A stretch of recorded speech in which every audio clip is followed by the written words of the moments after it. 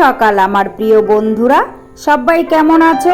আশা করছি যে যেখান থেকে আমার ভিডিও দেখছো সকলে ভালো আছো, সুস্থ আছো।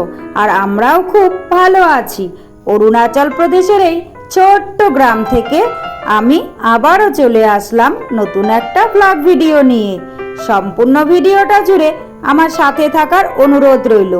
যারা নতুন এসেছো, ভিডিওটা যদি ভালো লাগে প্লিজ একটা লাইক করে চ্যানেলটি সাবস্ক্রাইব করে আমার পাশে থেকো। আর যারা আগের থেকে সাবস্ক্রাইব করে রেখেছো, আমাকে সাপোর্ট করেছো, তাদের জন্য রইল অসংখ্য অসংখ্য ধন্যবাদ। এখন বেলা বাজে সকাল 6টা, আর এখন থেকে আমি তোমাদের সবাইকে সাথে নিয়ে আজকের ব্লগটি শুরু করে দিয়েছি। আই হোপ কি আজকের ব্লগটিও তোমাদের খুব ভালো লাগবে। তো বন্ধুরা দেখো, সকাল সকাল ঘুম থেকে উঠে কিন্তু আমি চোখে মুখে একটু জল দিয়ে দিলাম। তারপর কালকের যে ডাস্টবিনের প্লাস্টিকটা, সেটা অনেকটাই ময়লা জমেছিল, তাই সকাল সকাল ওটাকে ফেলে দিয়ে এলাম। ফেলে দিয়ে এসে এখন কিন্তু আমি ঘর ঝাড়ু দিতে লেগে গেছি।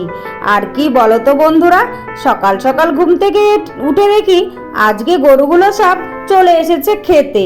আসলে কি বলতো, কয়েকদিন থেকে না গরুগুলোকে ছাড়া হয়নি, আটকে রেখেছিল, জানি না কেন। তো অনেক দিন পর আজকে ছেড়েছে, তাই কিন্তু ছাড়া মাত্রই ওরা এই দিকটায় চলে এসেছে খেতে। আর এই দিকটায় কয়েকদিন থেকে ওরা না আসায় খুব সুন্দর ঘাস হয়েছে। সেই ঘাসগুলো জানো তো ওরা খুব আনন্দ করে খাচ্ছে। আর সকালে উঠে আমি আজ ওটা দেখলাম। তারপর দেখো ঘরগুলোকে আমি ভালো করে ঝাড় দিয়ে নিলাম। এবার আমি সামনের দিকটায় সুন্দর করে ঝাড় দিয়ে নিচ্ছি, দেখেছো? আর 6টার সময়ে, এখন 6টা নয়, একটু বেশি বাজে, দেখো খুব সুন্দর পরিষ্কার হয়ে গেছে। এখনই পরিষ্কার, এখনই মেঘলা। আজকে যেন আকাশটা কেমন দেখাচ্ছে, মানে কখনো মেঘলা কখনো ফর্সা, জানি না বৃষ্টি হবে কি না। তারপর ঘরে চলে এলাম, এসে এখন বিছানাটাকে গুছিয়ে নিচ্ছি। কারণ আজ কিন্তু আমার পেছন পেছন সকলেই ঘুম থেকে উঠে গেছে। আর যেহেতু সকালে ঘুম থেকে উঠে গেছে, তাই কিন্তু বাসি বিছানা তোলার কাজটা আজকে আমি আগেই করে নিচ্ছি। আর সকলে মিলে যেহেতু এ ঘরে শুয়েছি, তাই কিন্তু সব জিনিসপত্র আমার এ ঘরেই আছে। আর জানো তো, রাত্রিরে শোয়ার সময় মানে এইদিক ওইদিক করতে একদম কি বলে ওগুলো, ম্যাট্রেসগুলো ওয়ালের সঙ্গে লেগে যায়। এমনিতে আমি ফাঁকা করে রাখি, কিন্তু রাত্রিরে ঘুমানোর পর সকালে যখন ঘুম থেকে উঠি সব সময় দেখি এগুলো লেগে যায়। তাই বিছানা গোছানোর সময় টেনে টেনে সামনের দিকে এনে সুন্দর করে বিছানাটাকে গুছিয়ে রাখি। তারপর আমি ব্রাশ করে নিচ্ছি। বললাম না, আজকের আকাশটা দেখো বিভিন্ন রং পাল্টাচ্ছে। আর এখন দেখতে পাচ্ছ কি হারে মেঘলা করেছে, মনে হচ্ছে যেন এক্ষুনি বৃষ্টি নামবে। আর আমি এইদিকে দাঁত ব্রাশ করতে করতে ওখানে দেখতে পেলাম একটা সুন্দর কাঠের টুকরো রাখা আছে। তাই আমি কাঠের টুকরোটায় বসে অনেকক্ষণ ধরে ব্রাশ করলাম। আর এখানে বসে ব্রাশ করে চারিদিকটা দেখতে বেশ ভালোই লাগছিল, জানো তো। তারপর আমার ব্রাশ করা কমপ্লিট হয়ে গেছে, এখন মুখ ধুতে যাব। তোমাদের বলেছিলাম না সকাল সকাল ওরা সব খেতে চলে এসেছে। ওই দেখো, ওই সামনেটায় এখন নন্দী খাচ্ছে, আর কালি আর ভিঙ্গি পেছন দিকটায় চলে গেছে। আর আমি এদিকে ওর সামনেই মুখ ধুয়ে নিলাম। ওরা কিন্তু কাউকে মারে না, জানো তো। তারপর দেখো আমি একটু গোছ গাছের কাজ করে নিচ্ছি। আসলে কি বলতো বন্ধুরা, এই জায়গাটা কয়েকদিন ধরেই ভাবছি গোছাবো গোছাবো, আর গোছানো হয় না। আর কালকে রাতে কর্তামশাই কিছু খরচা এনেছিল, সেগুলোও গোছানোর আছে। আর এই সয়াবিনগুলো জানো তো অনেক দিন থেকেই প্যাকেটে আছে। কৌটোটা ভর্তি ছিল বলে আর ঢালা হয়নি। তারপর কৌটোটা খালি হয়ে গেছে, তাও কিন্তু আর আমি ঢালিনি। বলতে পারো একটু অলসতার কারণ, মানে অলসতামি করে আমি এই কাজগুলোকে জানো তো রেখে দিয়েছি। তো যাই হোক, কাজগুলোকে তো করে নিতে হবে। আর একটা হলুদের প্যাকেট, লবণের প্যাকেট, আর একটুখানি মুসুর ডাল কালকে এনেছে, কারণ আগের মুসুর ডালগুলো শেষ হয়ে গেছে। আর এই প্লাস্টিকটাতে আগের একটুখানি মুগ ডাল ছিল, তো ভাবলাম ওগুলোকে আবার আলাদা কৌটোতে রাখবো, কয়েকটাই তো মাত্র মুগ ডাল। তাই মুসুর ডালের কৌটায় নিচে রেখে দিলাম। আর মুসুর ডালগুলো এখন আমি রেখে দিচ্ছি। আর মুগ ডাল আর মুসুর ডালটা মিশিয়েই রেখে দিলাম, কারণ মুগ ডালের পরিমাণটা অনেকটাই কম। তাই এভাবেই রেখে দিলাম। আর কালো জিরেও নিয়ে এসেছিল, কালো জিরেটাও গোছানো হয়নি, আর কালো জিরের কৌটোটা ফাঁকা আছে, তাই কালো জিরেটাও কিন্তু এখন আমি গুছিয়ে নেব।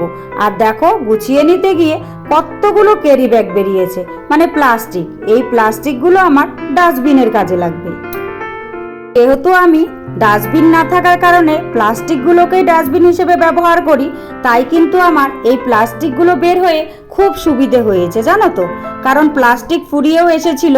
আসলে কি বলো তো, প্রতিদিন 2-3টে করে প্লাস্টিক ফেলতে ফেলতে অনেক সময় প্লাস্টিক থাকে না, সব সময় তো খরচা আনা হয় না, সে কারণেই। এইদিকে আমি ঘরে গোছগাছের কাজ করছিলাম, একটা ঘটনা ঘটে গেছে জানো তো। কি ঘটনা বলো তো বন্ধুরা? যখন আমি দরজা বন্ধ করে ভেতরে গোছগাছের কাজ করছিলাম, তখন জানো তো দুটো কুকুর প্রচণ্ড যুদ্ধ লেগেছিল। আর যুদ্ধ করতে করতে একটা কুকুর বারান্দায় উঠে গেছে, আর বারান্দায় উঠে গিয়ে পায়খানা করে ছেঁড়াবেড়া করে দিয়েছে। বেরিয়ে দেখি দরজার সামনে পায়খানা। এবার পায়খানা থাকলে কেমন লাগে, তাই কিন্তু আমি কোনো দিশা না পেয়ে বাইরে বেরিয়ে স্নান করার সিদ্ধান্তটা নিয়েই নিলাম। আর ভাবলাম পায়খানাটাকে পরিষ্কার করে স্নানটাই আগে সেরে নিই। তাই কিন্তু একটা কাগজ নিয়ে এসে কাঠি দিয়ে প্রথমে পায়খানাগুলোকে তুলে নিলাম, তারপর পেছন দিকটায় গিয়ে ফেলে এলাম। আর টিনের মধ্যে থেকে জল নিয়ে পুরো বারান্দাটাকে ধুয়ে দিচ্ছি। আর একটুখানি জানো তো সার্পও দিয়ে দিয়েছি। যতই হোক কুকুরের পায়খানা, আর যে কোনো পায়খানাই হোক না কেন, ঘৃণা তো একটু লাগে, তাই না বলো? তাই এই জায়গাটা পুরো করে ধুয়ে পরিষ্কার পরিচ্ছন্ন করে আমি একদম স্নান সেরে চলে এসেছি। আর দেখেছো এখানে ভিঙ্গি ঘাস খাচ্ছে, আর ও আমাকে জানো তো মানে এদিকে তেড়ে আসছিল, আমি হিস করে তাড়িয়ে দিলাম। যদিও ঝিস দেয় না, কিন্তু চেহারাটা দেখলেই যেন ভয় লেগে যায়, তাই কিন্তু তাড়িয়ে দিলাম। তাড়িয়ে দিয়ে এখন কাছাকাছি কাপড়গুলো, মানে কাপড় বলতে কাছাকাছি তো আজ করিনি, স্নান সেরেছি, সেই নাইটিটা আর সায়াটা আর গামছাটা এগুলো মেলে দিলাম। আর কর্তামশাইয়ের একটা প্যান্ট ছিল, সেটাকেও আমি মেলে দিলাম। তারপর দেখো শ্যাম্পু করে স্নান করেছি, চুলটাকে ভালো করে রোদে দাঁড়িয়ে মুছে নিচ্ছি। আর এদিকে দেখো এই যে নন্দী যাচ্ছে। এ কি বলো তো, আমাকে দেখে তাড়াতাড়ি করে দৌড়ে পালিয়ে গেল। আর আমি বাইরে এসেছি মাথাটা আছড়াতে, কারণ এখন শ্যাম্পু করেছি, চুলটা একটু ভিজে আছে, আর মাথাটা এখন আছড়ালে পরে অনেক চুল ঝরবে। সে কারণে ভাবলাম ঘরের মধ্যে আর মাথাটা আছড়াবো না, বাইরে বেরিয়ে মাথাটাকে আছড়ে নেই, তাহলে যে চুলগুলো পড়বে সেগুলো বাইরেই পড়বে। আর ঘরে যেহেতু মেঝেতে বসে খাওয়া দাওয়া সব কিছু হয়, চুল পড়লে পরে ভালো লাগে না। আর চুল যদি মানে খাওয়ার মধ্যে পড়ে, তাহলে সেই খাবার তো কর্তামশাই ছুবেও না। তো সে কারণেই মাথাটাকে আমি বাইরে আগে ভালো করে আছড়ে নিলাম। এবার চলে এলাম ঘরে সিঁদুর পরতে। এবার সিঁদুর পরবো, মাথাটা তো এমনিতে আছড়ে নিয়েছি, সিঁথি টিতি কিছু করিনি। তো এখন ভাবলাম সিঁথিটাকে করে তারপর আরেকটু আছড়ে নিয়ে তারপর আমি সিঁদুরটা পরে নিই। তাই কিন্তু সুন্দর করে মাঝখানে আমি সিঁথি করে নিলাম। জানো তো বন্ধুরা, এরকম মাঝখানে সিঁথি করে যদি ওই সিঁদুরটাকে সুন্দর করে পরা যায় তাহলে খুব ভালো লাগে। কিন্তু কি বলো তো, যেহেতু প্রচণ্ড গরম পড়েছে, আমাকে কাজ করতে হবে, ঘেমে টেমে যাব, তাই কিন্তু আমি আর গুঁড়ো সিঁদুরটাকে পরছি না। মাঝখানে সিঁথি করেছি ঠিকই, কিন্তু লিকুইড সিঁদুরটাকে পরে নিচ্ছি। আর দেখো আমি সিঁদুর পরে নিলাম, তারপর দেখছি আর কি বলতো, এই গরমে কোনো ক্রিম কিন্তু আমি মুখে দিচ্ছি না। তারপর দেখো একটুখানি চা করে নিলাম। আসলে কি বলতো, সকাল থেকে না এখনও চা খাওয়া হয়নি, সে কারণে এখন আমি চা করে নিলাম। তো যেহেতু স্নান করে এসেছি, জল খাবো, জল পিপাসা পেয়েছে, তো স্নান করে এসেই তো জল খাওয়া যায় না, সে কারণেই আমি একটা বিস্কিট খেয়ে নিলাম। বিস্কিট খেয়ে তারপর কিন্তু জল খেয়ে নিলাম। এখন আমি চা বিস্কুট খেয়ে নিচ্ছি। আগে একটা বিস্কিট খেয়ে জল খেয়ে নিয়েছি, আর এখন আমি চা বিস্কিট খেয়ে নিচ্ছি। আর জানো তো আজকে চা খাওয়ার জন্য অন্য বিস্কিট নেই, তাই এই মেয়ের গুড্ডে বিস্কুট দিয়েই কিন্তু চাটা খেয়ে নিচ্ছি। টোস্টও ফুরিয়ে গেছে, আর এমনিতে যে আমরা বিস্কিটটা দিয়ে চা খাই সেটাও ফুরিয়ে গেছে, তো সে কারণেই মেয়ের বিস্কিটটা দিয়েই চা খাচ্ছি। আর কি করা যাবে। তারপর সোজা চলে এলাম রান্নাঘরে রান্না বসাতে। কি বলো তো বন্ধুরা, সকাল সকাল উঠে তো এই কাজগুলো করতে করতে অনেকটা বেলা হয়ে গেছে জানো তো। তো রান্নাঘরে আর আসাই হয়নি। তো আমার ভাত হয়ে গেছে, এখন আমি পেঁপে ভাজা বসিয়ে দিচ্ছি। আর আজকে না এই পেঁপেটা আমাকে কর্তামশাই কেটে দিয়েছে। কারণ ও দেখছে আমি খুব ব্যস্ত, কাটাকাটি করে রান্না করলে অনেকটা সময় লেগে যাবে। সে কারণেই কিন্তু পেঁপেটা আমাকে কর্তামশাই কেটে দিয়েছে। আর তারপর পেঁপে ভাজা করে নামিয়ে আমি ডাল বসিয়ে দিয়েছি। দেখো আমার ডালও হয়ে গেছে। আর ডালের মধ্যে দিয়ে দিয়েছি পেঁপে আর ধনেপাতা। পেঁপে আর ধনেপাতা দিয়ে আজকের ডালটা করেছি।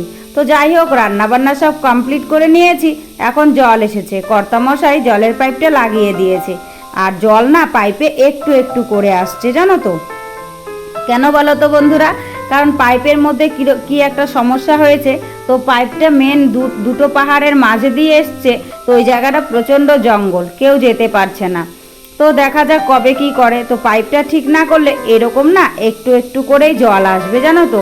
আর এই রকম করে জল আসলে জল ভরতে প্রচুর প্রচুর সময় লেগে যায়।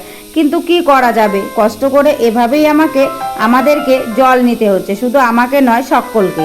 আর একজনের জল নিতে অনেকটা সময় লেগে যাচ্ছে, কারণ ওই টিপ টিপ করে পড়ছে, সে কারণেই। আর আমার জানা তো রান্নাবান্না করার পর একদম জল ছিল না, সব খালি হয়ে গেছিলো। তাই টেনে টেনে নিয়ে ভেতরের সিনটেক্সটা ভরে নিলাম। আর দেখি কর্তামশাইয়ের ঘামের গেঞ্জিটা আর মেয়ে সকালে পরে রেখে গেছিলো সেই গেঞ্জিটা, এই দুটো গেঞ্জি রয়ে গেছে। জল নেই বলে আমি আর কেচে দিতে পারিনি। তো এখন যেহেতু জল আসছে, ভাবলাম ঘামের এই দুটো জিনিস থাকবে, তো এই দুটোকেও কেচে দিই। আর কিছুক্ষণ আগে এই দুটো না কি বলতো চোখের সামনে ছিল না, সামনে থাকলে হয়তো কেচেই দিতাম।